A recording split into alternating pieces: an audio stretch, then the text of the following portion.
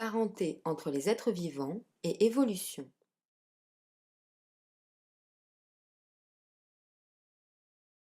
Un caractère commun à plusieurs espèces peut traduire des liens de parenté entre elles. Ici, le caractère 1 a été transmis à toutes les espèces B, C et D.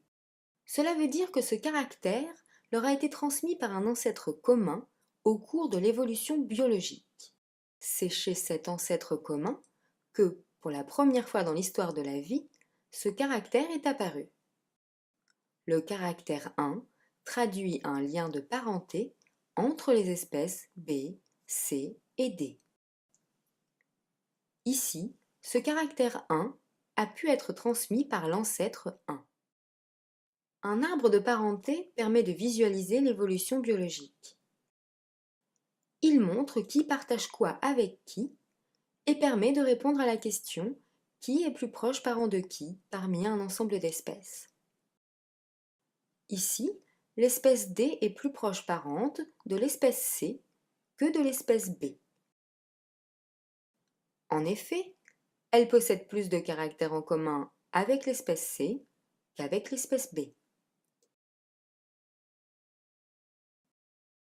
Dans un arbre de parenté, toutes les espèces, actuelles ou fossiles, sont placées au bout des branches.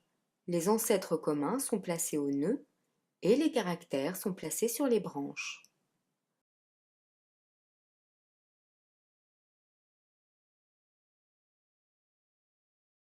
Attention, les ancêtres communs ne correspondent à aucune espèce connue, qu'elle soit actuelle ou fossile.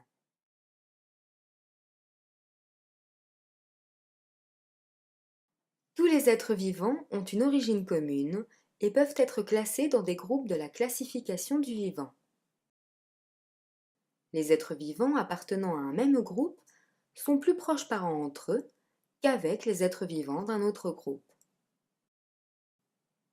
Parmi les nombreux groupes de la classification du vivant, citons le groupe des poissons à nageoires rayonnées, qui représente plus de 50% des espèces de vertébrés.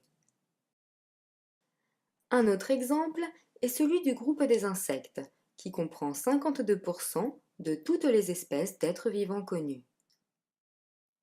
L'espèce humaine fait partie du groupe des primates. Les ongles et les pouces opposés aux 4 autres doigts sont des caractères spécifiques des primates.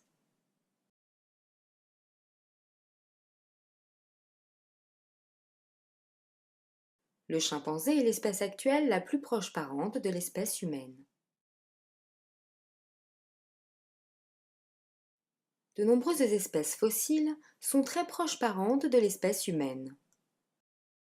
Toutes ces espèces appartiennent au genre Homo. Les plus vieux fossiles connus du genre Homo ont 2,8 millions d'années. Voici un exemple de représentant fossile du genre Homo. Il s'agit d'une reconstitution d'un paysage en Éthiopie il y a 2,6 millions d'années. Dans un arbre de parenté, ces fossiles sont placés comme les espèces actuelles, au bout des branches. Le plus vieux fossile connu de l'espèce humaine, Homo sapiens, est âgé de 200 000 ans.